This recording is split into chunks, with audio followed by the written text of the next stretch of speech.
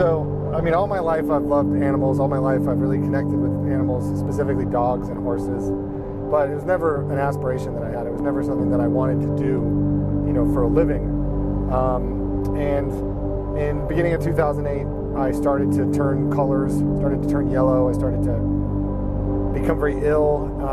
And I knew in the back of my head that it was because of my alcoholism and drug addiction. I knew that my body was failing.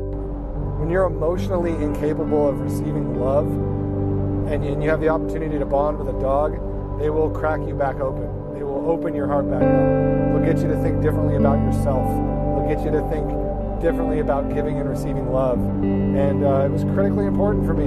It was a really formative healing process that set the stage for the rest of my life. Najee is as close to a doggy boyfriend as I have. I've been through a lot with that boy. He came from Saudi Arabia. Kind of a really, really interesting story. A gal named Ahad reached out to us. She was an amateur rescuer in Saudi Arabia. She found this street dog who was paralyzed. She couldn't let him go, so she brought him into her home. Into a country that doesn't have rescue, doesn't have animal shelters. That kind of work is very looked down upon. And we were able to work with her to get him flown out to New York.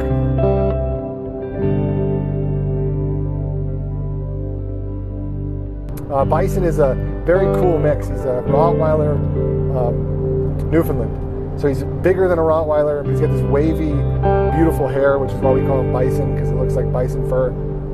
And he's a dog who's in rehabilitation. He has some insecurities and some reactivity that we're working on. So he's very bonded with a handful of us, and but he needs to get used to newer people and less reactive at fences and things like that. So we're working on some of these issues. But we rescued him from the city shelter.